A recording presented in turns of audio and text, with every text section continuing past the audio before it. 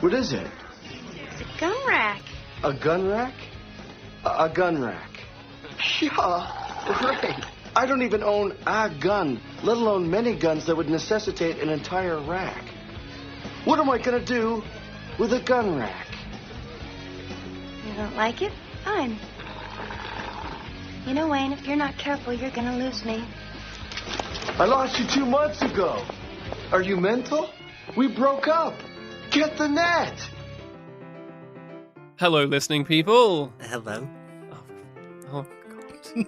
Is this how we're going to play this game, is it? No. Hello, Bartek. How are you doing? Good, Ryan. How are you doing, good, Ryan? Excellent. Thank you for asking. I'm doing quite excellent because we're back you're again. You're being a bit of a Bill and Ted right now. Oh, no, man. See, that's referencing American movie when I say man. Oh, they do go to a Wisconsin city in this They film. do. Swing. Can we just do this for the rest of the episode? Sure. Oh, no. And then I become... Wait, episode of what? Oh, Pictures Powwow, our podcast. Oh, that's why I have this thing in front of me. I was going to say black thing. That would have sounded bad, but microphone in front of me. Microphone. Thank you, fucking Bartek. New year, same Bartek. So, hey, we're called Pictures Powwow, and I'm sure Alice Cooper could give us a deep dive history of why we're called that, because he knows a lot about history. He knows about Native Americans. He knows a lot, and God, I love Alice Cooper. Milwaukee, I can't remember. I've seen him live. Alice Cooper's great. Very entertaining, very informative guy. I saw him in Wayne's World, I think. In Wayne's World, you think, Sure. but you don't. You saw him in that 70s show. Yeah, I was like, was he in that? Yeah. I remember Kiss was in it. He was in a dream sequence that Eric was frightened about Donna being left alone at the radio station with him, and then Eric comes over and he's got his snake and he's like, "How about we feed your boyfriend to my snake?" And it's just great. Alice Cooper's awesome. And then he gave Love that guy. And then he gave a bunch of trivia about the Native American roots of the name Point Place. He probably would have, but that was set in Wisconsin, right? Too. Yes. Everything's set in Wisconsin. Is it actually an important location in America, or is it just a fun one to put things in? I guess. I don't know. Americans, let us know, because we're here to talk about Wayne's World. That's where Bob from that the show's from. first feature film starring Michael Myers. Yeah, we've done the second, and we've done the career-killing one. We did. No, we haven't done Cat in the Hat. That did kill his career majorly too. Okay, well, I actually have some Love Guru was trivia. after, I have but- some. Oh, yes, but Cat in the Hat was supposed to be like that. But I have a lot of trivia about Cat in the Hat that actually relates to this. Ooh, so I'm into it. You will. I haven't seen it, but I'm into. You'll be into waiting. it so much because Wayne's World is the film we're talking about. Listening people, if you have not seen Wayne's World, we recommend that you do. In fact, Bartek recommended Wayne's World. This was his pick. He's to blame. And if you haven't seen it before, well... I'm so sorry.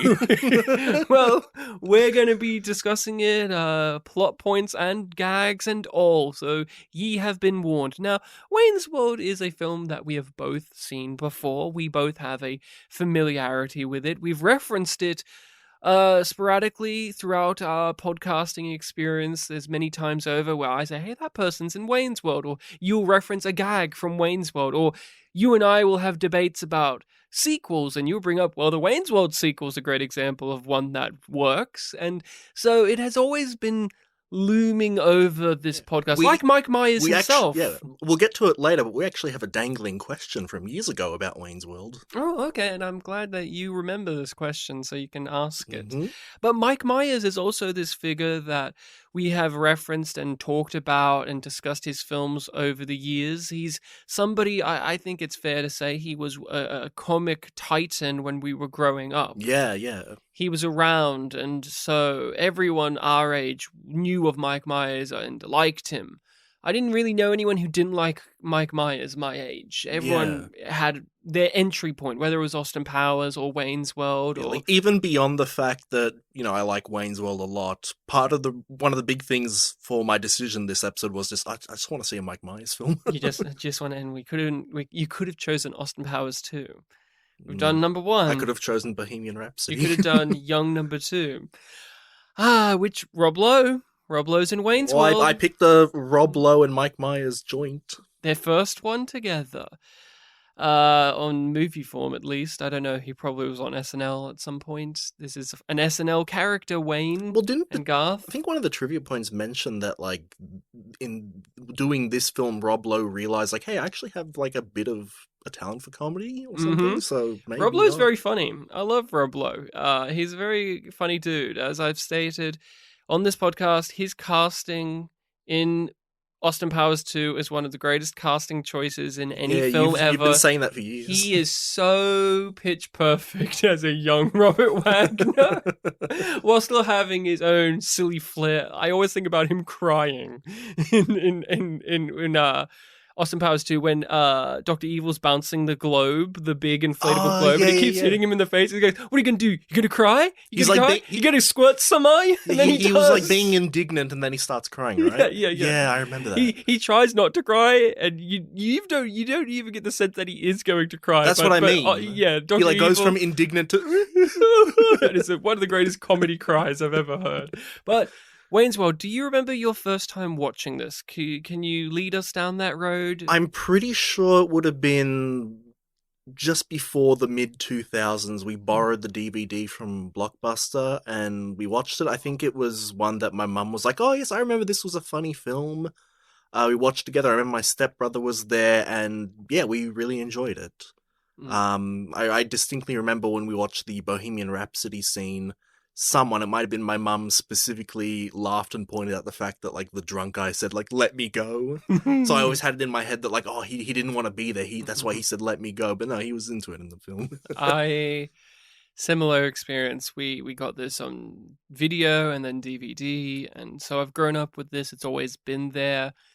I still associate Mike Myers with Austin Powers, but Wayne's World has also joined at the hip. I've seen Austin Powers more than this, so yeah, probably me too. I've seen them equal, but there's more Austin Powers films to play with. I've seen the second Wayne's World only a handful of times. I've seen the first one way more. It's pretty equal for me. Maybe this one just a bit more since it's the first one, but I usually watch them back to back. As stated a moment ago, Mike Myers was this figure in my childhood. But the thing about Wayne's World as well was, because of my parents' taste in media, pretty much everyone in this movie was in my wheelhouse. So many actors in this are here, and it feels, when I come back to it today, like a little reunion special of every one of these actors that I loved so much from film and television in this era are all in here. They're all here. We have the guy who is the what is he? The owner, the manager of the place that they eat at. Noah. No. Where they eat. Oh, at the Ed, restaurant. Yeah, Ed O'Neill is the actor, and I know him from Married with Children and so many other things. And I always perk up and smile because he's giving that very specific type of Ed O'Neill dark comedy sensibility to Wayne's World, and I always perk up not because of his character, which I do enjoy. I love that he also talks to the camera. That's a great gag. But I perk up because, hey, it's Ed O'Neill, it's Al Bundy, yay! It was like a breaking of the fourth wall in a film that already breaks the fourth wall. Like, you're not allowed to do that. And there's just so many of those people here that I just, as a kid and even more so today, it just gets me giddy of all of these familiar faces, and all of them are doing fantastic work. Everybody here is doing something brilliant. If anything, the only person that we know to be brilliant now, in retrospect, but we know to be brilliant that does very little here, is Chris Farley. Chris Farley's here for a scene of exposition. Yeah, apparently this was also his film debut. And so they didn't know how to tap into that. They do in the sequel. But because he's one of their friends. Yeah, he was. Yeah, he had a bigger on the sequel, but I can't really remember. It's been a while. Yeah, everyone's here. Rob Lowe, Tia Carrere, she's also an actress that I've seen in a whole slew of things. Yeah, it's just one of those where I can't even remember the first time. I do know, and I'm curious to hear from you, of some of your big, like, gut bust laugh or like big laugh out loud moments in terms of like when you think back to Wayne's World, like throughout your youth? Because to me, it is when they interview Noah on the show. That to me has always been little Ryan's favorite scene in the movie. And even now, it was one of my favorite scenes. It was great. Geez, it's hard to tell because it's been so long, quite a while since I'd watched this film. I was getting some of the gags from the sequel mixed up with it. I'll say that the biggest laugh that I had watching it last night was the scene where Cassandra was on the phone and Wayne was trying to make her laugh. It was making me laugh. I was the one breaking Mike Myers. Oh yeah, that's one I always remember as well. The scene where he is truly naked, not because he's not wearing pants, but because he's not wearing the hat. He looked so weird. It's very disorientating without the hat. Yeah. I really like the gag, actually. One of my favorite little gags. It's a throwaway, but it's quite beautiful and meta. Is camera 1, camera 2, camera 1, camera 2. Yeah, it's the beginning of that scene, yeah. Yeah, that's why I was thinking about it. I really like that, where Wayne's on top of her, but we're seeing just these shots of the camera angles changing, and then we realize it's a POV shot of her, like his individual eyeballs, his individual eyeballs looking at her, and it's just a fun little setup. It's cute. She seems to be having a ball doing it.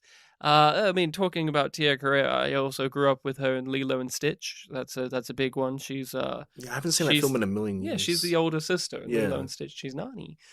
Yeah, I was like, it begins with N. Yeah, and and I have referenced this on the pod so many times, and I've had to remind you that it's in this movie. Yeah, is the rooftop sequence where he's learned Cantonese and they're having the whole subtitles gag. And whenever I bring up the subtitles gag in any movie, I think of this first film. Like we've talked about Austin Powers has great subtitle gags, but I always bring up the first Wayne's World, and you are always confused. You're like, that's in the sequel. No, because I always mixed it up with the dub gag from the sequel. Well, it's a sequel. They have to play around with some of the old gags. But so what was it like to come back to Wayne's World today? Do you even remember how long it's been since you've watched it? I feel like the last time I would have watched it was possibly 2010, 2011. So like right at the end of high school. And I think I just had it on in the background. I might have watched it little later than that, but I definitely recall, end of high school, just having in the background while I was doing something. So over a decade then? Yeah, roughly about almost a dozen years, yeah. It was just always a film that I've had in the back of my mind of like, that's a comedy that I've always laughed at, like every time I've watched it. It's just always something funny in it, always enjoyable. And definitely since then, I think doing the podcast, which we started mid-2010s, has really improved my ability to actually think about film, doing it with you. So often when I do recommend a film, like, oh yeah, I watched this forever ago and I want to see it again, there is an element of like, actually putting on a bit more of an analytical lens on it, seeing it how it shapes up compared to other films, and just seeing like how this film really got it right. Because when I watched it, as a pre-teen, almost teen, it was a funny film, but I wasn't thinking about how it was funny. Now I see all these individual things and I actually look things up. Like one of the things that I think on my last viewing or the second last viewing, whenever that would have happened, there's a scene, it's very brief. It's like when they leave the club and they see that like rich looking guy in the car and they're like, excuse me, do you have any grey poop on? Mm-hmm. I've never understood what that was. I just thought like, oh, he's just saying a funny word. And then after I watched it last night, I looked it up and I had a really good laugh at what they were referencing. It was a commercial for mustard. Yes. Weird Al references that in his song Genius in France as well. So there are some gags that have dated. Definitely. There's pop culture references that, one, we don't even understand because we're from Australia. Hence and two, now it is 2023. And so there are some things in there that just don't work. The film is... But there's 1992? Yeah, it's 31 years old now. Jesus And fuck. there are some gags, though, where it doesn't matter because the energy is so high. So there's that sequence where they... where Garth and Wayne decide to just kind of faff about, and they go to like the bottle factory, and they put the glove. And Shirley. Yeah, Laverne and Shirley. Which, that's another thing where I always just thought, oh, they're doing a funny and it feels like a real thing. Then I actually watched last night, like, the thing that they were referencing, like, oh shit, they actually, like, recreated shots and, like, locations. Yep, and that was a big deal, but looking at it today, I know Laverne and Shirley only because pop culture references it all the time. Because it was a big deal, but I haven't watched an episode of it myself, and it's not. I only available to know us the very names, much, so, the big deal, but don't want to diminish it, but it's just something that we haven't engaged in, and so there are some minor things there that just don't work. But in terms of a big takeaway I had on this revisit of it was, it's been maybe 4 or 5 years since I've watched over Wayne's World, and I kind of forgot, and maybe because we watched Bill and Ted recently, but I kind of forgot what an asshole Wayne is. He's an asshole. Like, he's a prick. Wayne's kind of a dickhead. I always think of them as more soft, nicer, and with some moments. My favorite comedy moment in Wayne's World, in either of them, and this has been referenced on the podcast many times too, is the gun rack. Yeah. I love that. But that's what I thought you were referring to earlier when you were talking about the Cantonese thing. The gun rack thing has always been an example in my brain of something that stands out as weird, because Wayne is such an asshole about it. And then you read the real life story about how Mike Myers had an ex-girlfriend, and there's the whole situation. He was like full straight man in that sequence.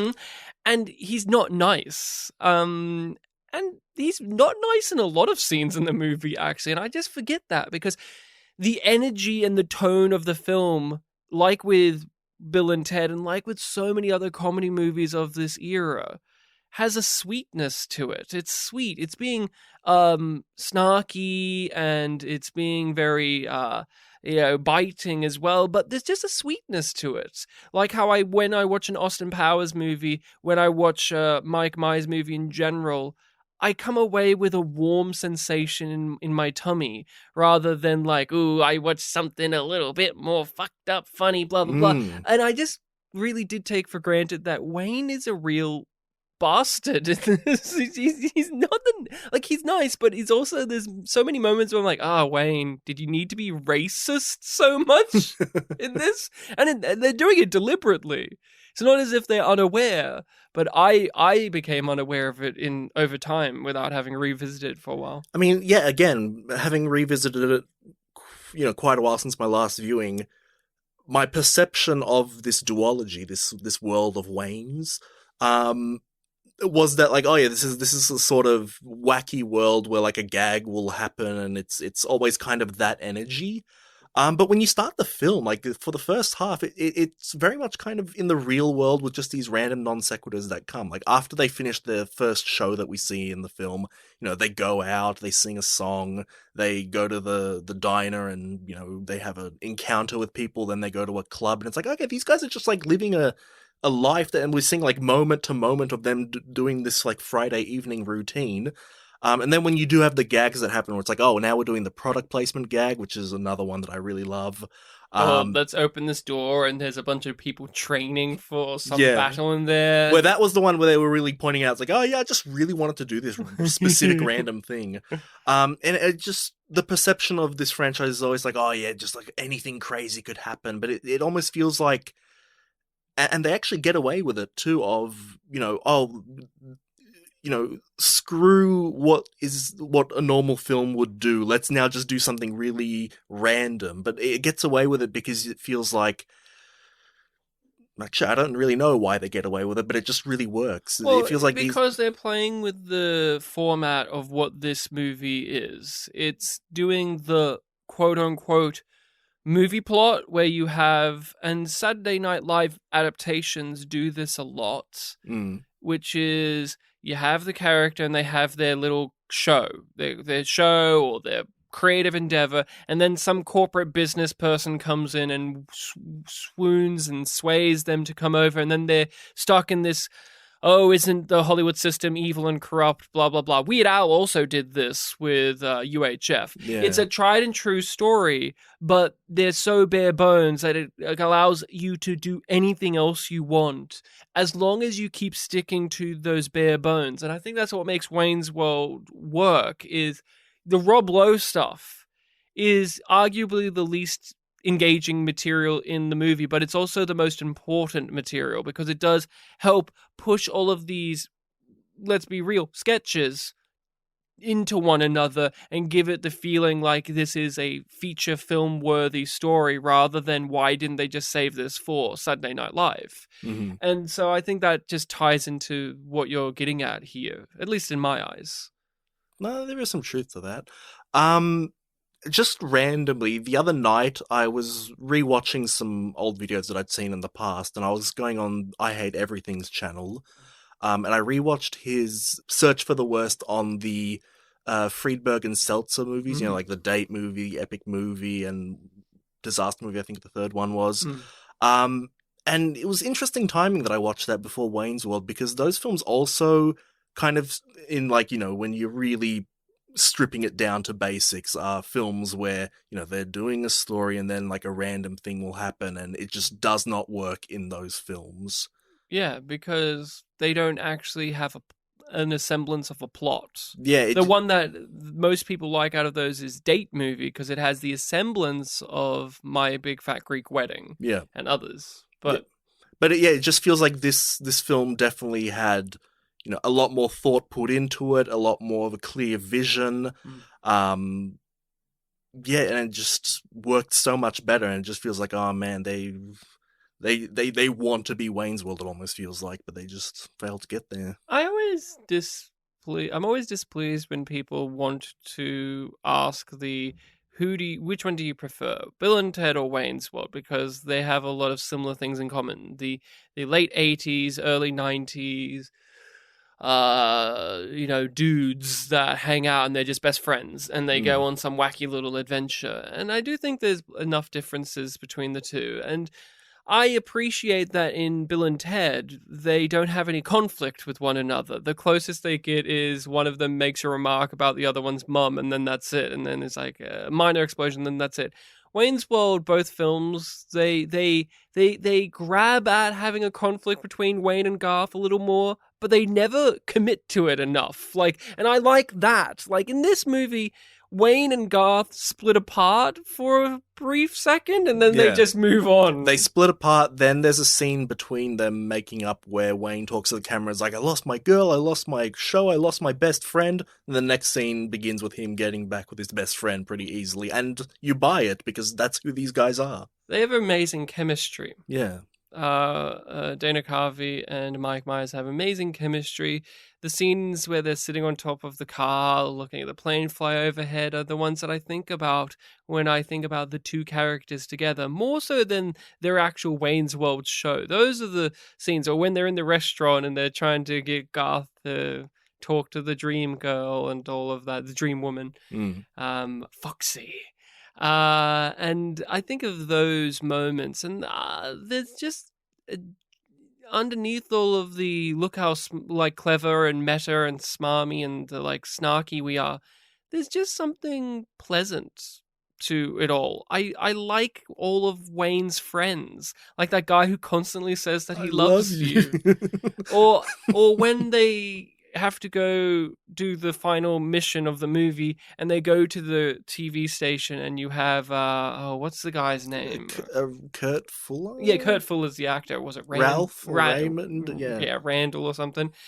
Kurt Fuller's character, who we have seen throughout the course of the movie become like them, but he's still a corporate suit dork. And then I love the scene where he's sorry to interrupt you, but the scene where he's teaching them how to do the countdown. Why? Because you just don't do that. You just don't say. No, I adore that scene as well. Yeah, Russell. And Russell, there you go. It's an R name, like you are Ryan.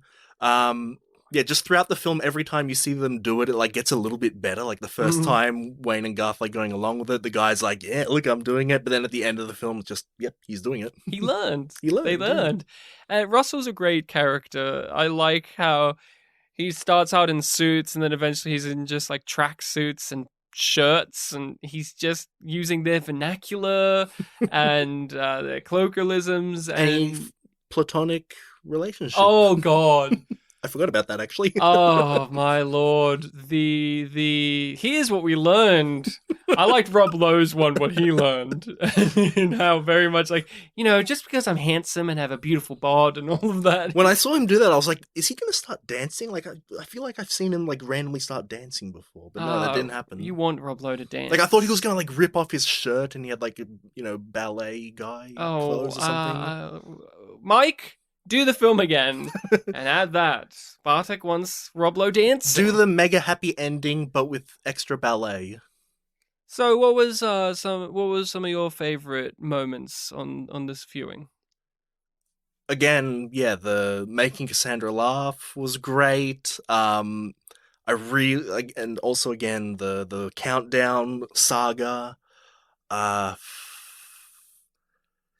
This was really minor and it wasn't focused on much, but when they were at the mechanic and the mechanic just wasn't taking in what Wayne was saying, it's like, yeah, we were there. Yeah. Yeah. It's just really minor thing that I did not remember, and like there was no focus on it, no big payoff. And the mechanic's their drunk friend that they picked up on the side of the road. The one that's in the car with them. The one I can't remember his character's name, but the guy that is in the Bohemian Rhapsody scene who's like, let me go. Yeah. I forgot that was the same character, and then I was like, oh yeah, it's him. He just has his hair pulled back in a ponytail. I didn't notice, jeez. Yeah, I'm pretty sure that's him. That's why they're like, we were there, man. Don't you remember? It's like, no, he wouldn't. He was just so wasted. Oh, okay. So that's what he meant by we. I thought he was just talking about him and Garth, but no, it was him. Yeah, we were all there, man. We were right there. Jeez, I missed that. Yeah, it's him. I'm pretty sure that's him. And it was still funny. And it was still funny. Well, Garth was doing some hijinks as well during that scene. A sequence I really love. It's just so bizarre. Is when Rob Lowe talks to Garth. The hand thing? The robot hand. That scene is just weird. And look, Dana Carvey's doing God's work in that scene. He's doing some great facial acting and over-the-top physical stuff, but Rob Lowe's playing the straight man there, and he's doing great stuff. Rob Lowe is so good in this movie as like a slick piece of shit. There's so many lines where on paper they're not funny lines, but he adds a certain inflection to them, a certain sliminess, a certain cadence. He just manipulates it to like, Noah doesn't want to do the thing, and then he like says something. It's like, I'm glad you're on board. And Noah like goes along with it. I have all of your tape. I have all of your episodes on tape. As I said, I'm a big fan. And you're like, you garbage man, you garbage, you handsome. It is distracting how handsome he is. He's very handsome. That bad ending where he gets the girl, where Rob Lowe gets the girl. You didn't think he was going to end up with Wayne, did you? That there. That got me as a kid. I was like, no, what? And then they did all of the endings, the Scooby-Doo ending. Going back to what you were saying about Garth, any scene where he is not with Wayne really has that energy, or even moments like when, Wayne's like, oh, only Garth and I can talk to the camera, but like anytime it's just Garth on the camera, he's just so nervous. He does the look over there, runs away. Or when he brings them underneath the table, and he just starts talking about an episode of a show he watched. Yeah, and then in Rob Lowe's house, where he's like, let's go look around his house. Ew. And also his analogy about the underwear, I always think about that one. The line delivery is great for that. Yeah, Garth is. Who do you prefer, Garth or Wayne? Who do you like? Who do you find yourself gravitating towards? It's a hard question, man. It's hard to separate the two, but I'm asking you to. For me, it's Wayne. The gun rack thing elevates it to top tier. I love Garth, but that fucking gun rack stuff is absolutely bananas. This rewatch really made me appreciate Garth a lot more, but I think it mostly has been Wayne, yeah. Now, we have watched, both of us together, Twin Peaks. Mm-hmm. And so that was a surprise. It's quite amusing because when I talked about Twin Peaks, I was like, oh yeah, Lara Flynn Boyle, she's Donna in Twin Peaks. I was like, oh, you may know her from Men in Black 2, she was the villain, and you'd be like, oh, okay, yeah. And then I'd be like, oh, and she was in Wayne's World, and you would be like, she was in Wayne's World? Who was she in Wayne's World? I'm like, she was the crazy bitch, psycho Hoseby's girlfriend, his ex-girlfriend, and you're like, really? So what was that like? Just minorly touch upon were there just some like her, those actors that now over the course of the 12 or so years since you've watched it that you're more familiar with, and you're like, oh, now you're in here. Yeah, well, we did do Nothing But Trouble with the Contrarians not too long ago, so Noah Vanderhoff was, the cop at the end of that.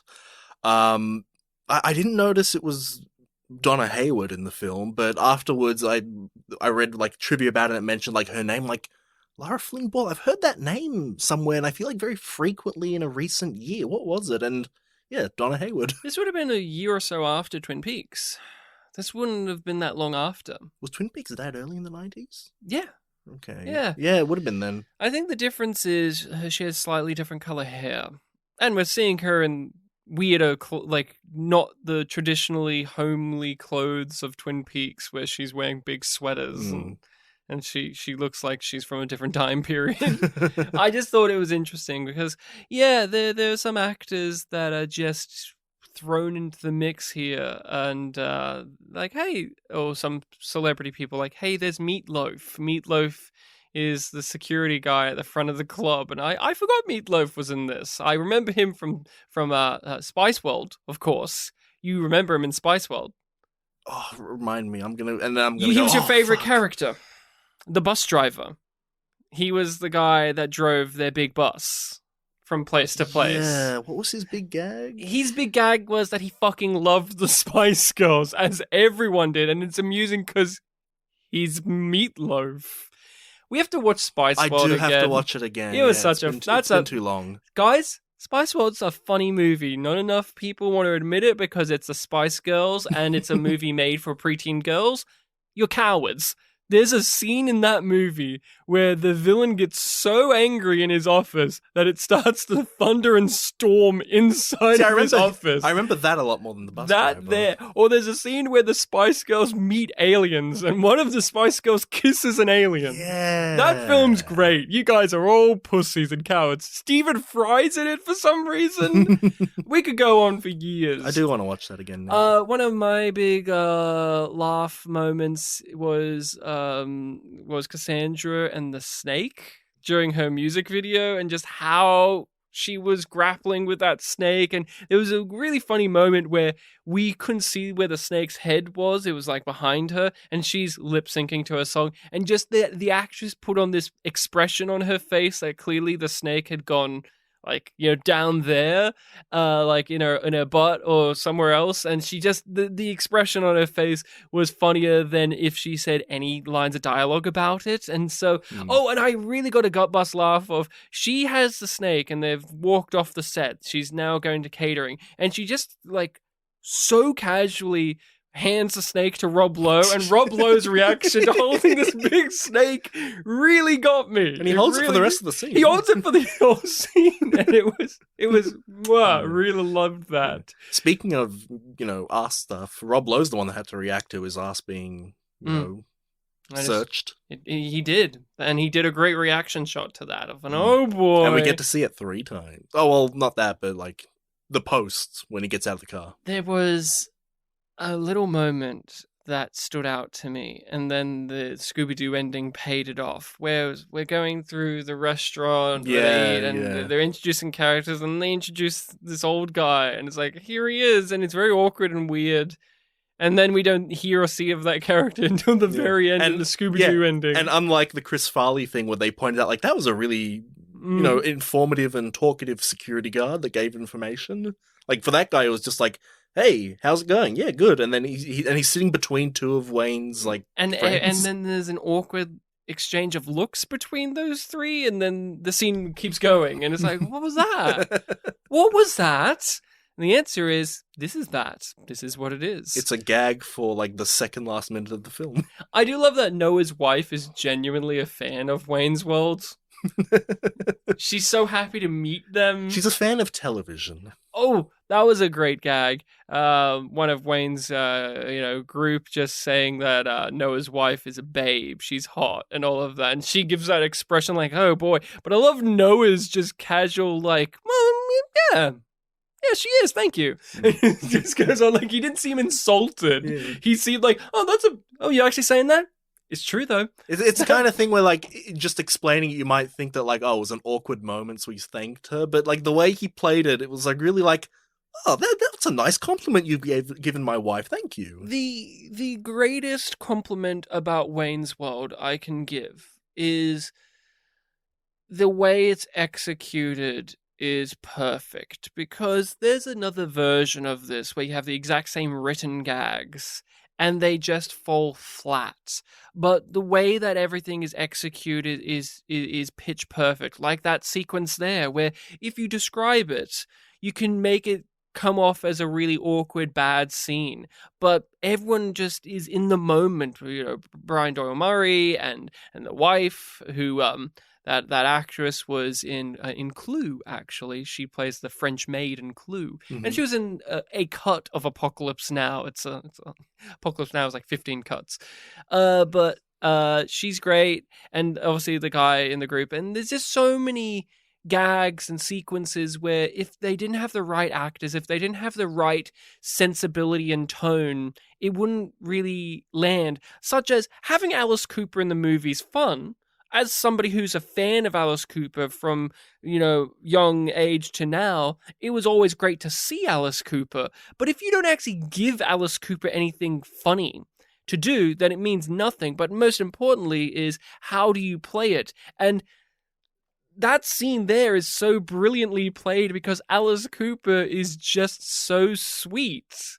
It's so sweet, and he's a surprisingly good actor. And I like the trivia point that was like, oh, he just thought he was performing. He didn't know that he had to memorize a monologue. No, and there he is. And another one of my favorite gags is when they start bowing, we're not worthy, and Alice Cooper puts his hand out like, he accepts he's Alice Cooper to them.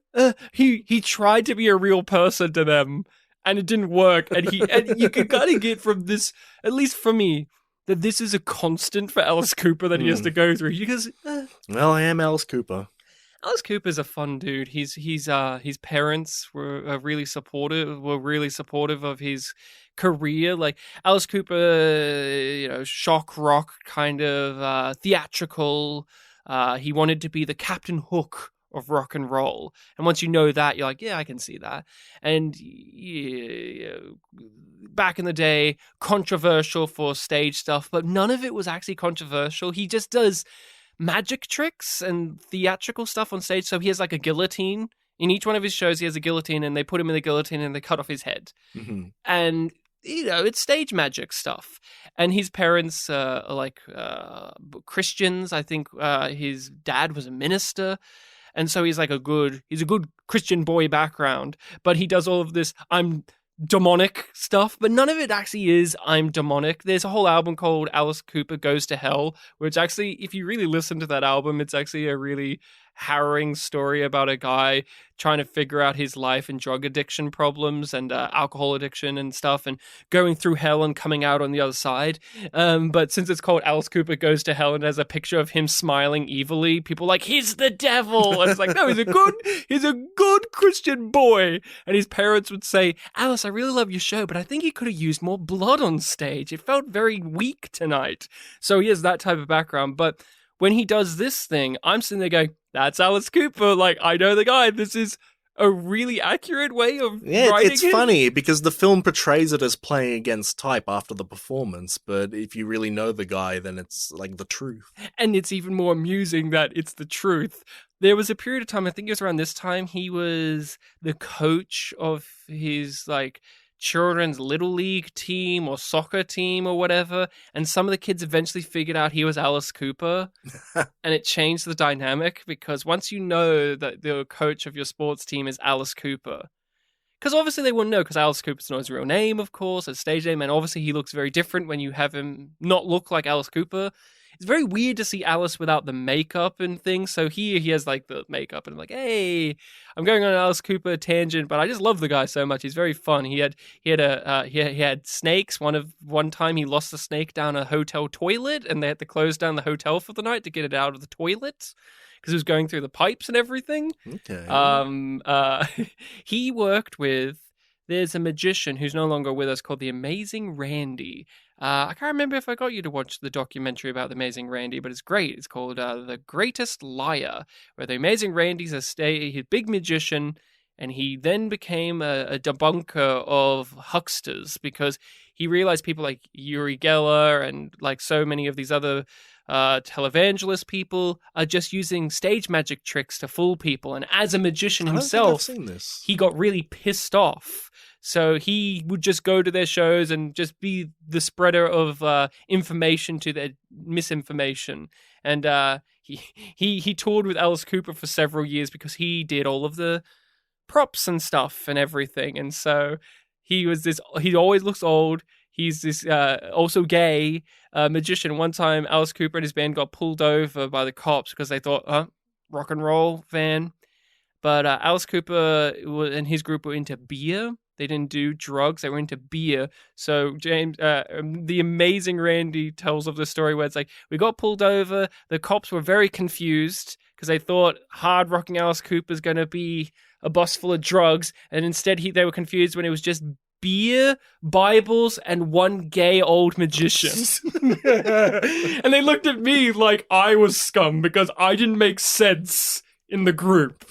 And I just think about that a lot. But that's my random tangent aside. Now, what was the Wayne's World question that we've had lingering? So back in, I think, September of 2018, we did an episode with our friend Luke on My Super Ex-Girlfriend. Starring Uma Thurman. Luke Wilson. And Rainn Wilson. That's true. Not related to Luke. And Wilson, that is. He could be related to Luke Peverell, I don't know. And you asked a question about Wayne's World relating to that film, where the climax of that film takes place on like a rooftop scene where there's like, they're having dinner there. And you asked the question like, is this the same set as in Wayne's World, as from the Cantonese scene in Wayne's World? And we were stuck on it for a while. I was leaning no, and you were like, oh, we have to check out Wayne's World at some point and come back and answer this question. I had a quick look to see like, okay, is My Super Ex-Girlfriend any stream thing? It was on Disney Plus. Thank you, Disney. And thanks to, the fact that I could see the timeline of the episode and when to start the film, I gathered like, okay, it's about an hour, 20 minutes in. So I watched that scene from My Super Ex-Girlfriend, and I don't think it's the same. You know what? I believe I'm right, and I'm not going to double check it, but we've waited for 5 years or so, and I believe I'm correct. September 11th, 2018. September 11th, never forget. That's when the episode was released. We probably recorded it like a day or two before. No, never forget. September 11th, 2018, the Wayne's World incident. So I have some information about Cat in the Hat that relates to this. Sure. Now, I don't know if you read the trivia too much about Wayne's World. I did. But this is Mike Myers' first feature film. Mm-hmm.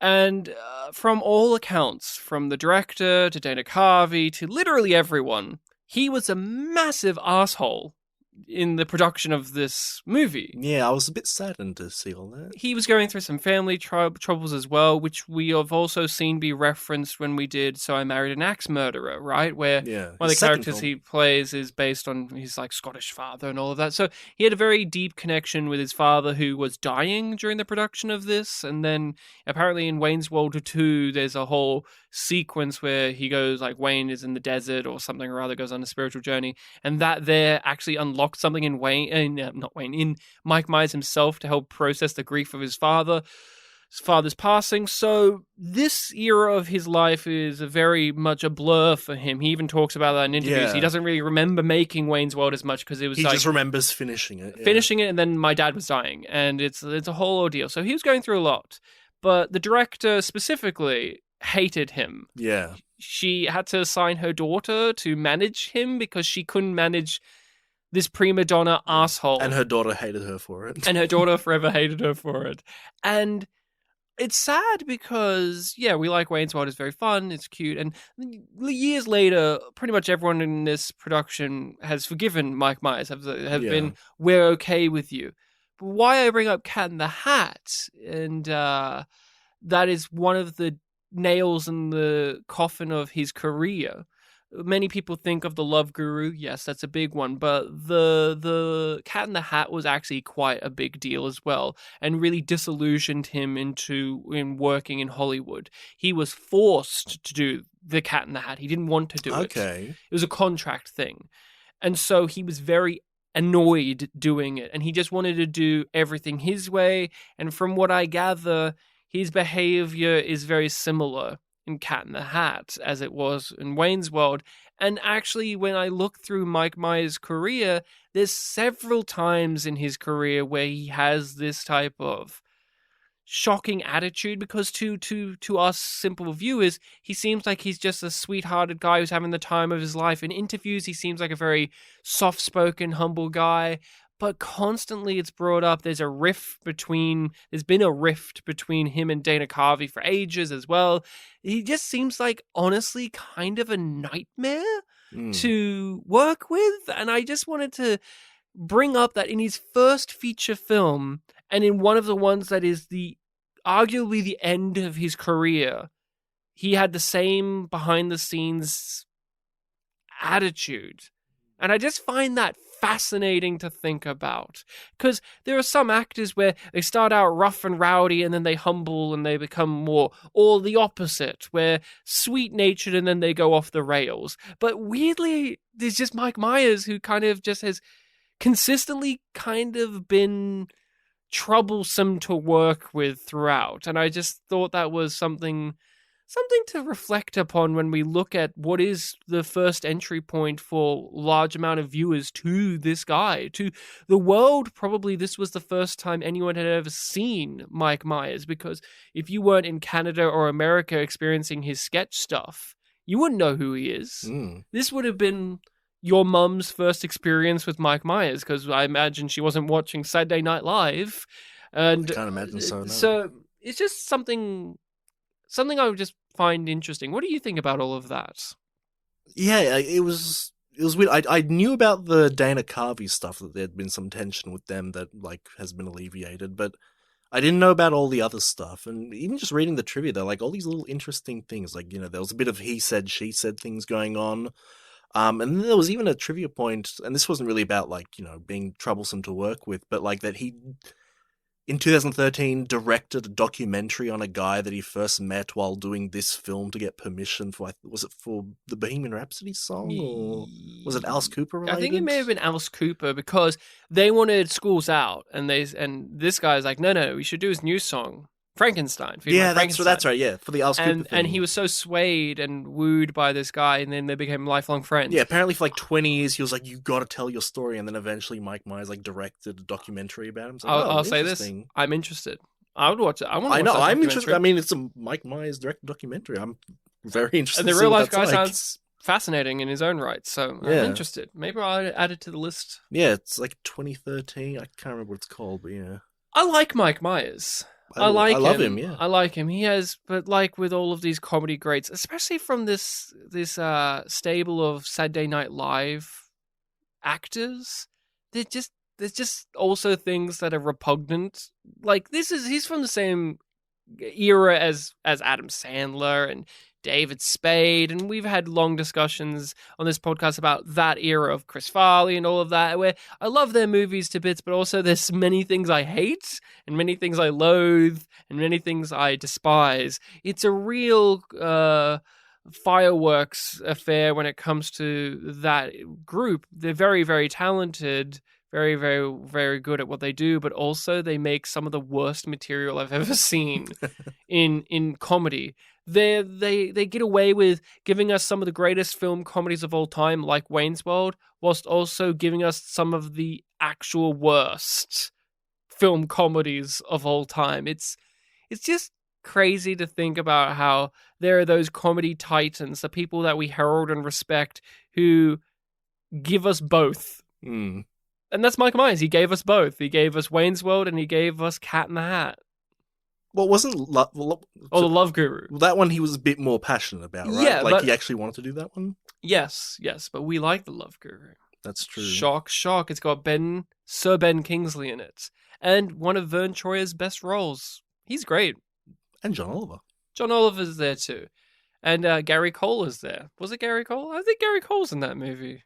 I can't remember. It's been a little Maybe. while. Kanye makes a cameo. Yeah, well, that is all I have to say about Wayne's World. Is there anything else you want to mention, touch upon, or talk about? We've done the loose thread, and that was the thing I was saving, so I think we're all good. That is it. So we both recommend Wayne's World. Yes. It's a great time. I still think it holds up. I still think it's amusing. I still think it's fun.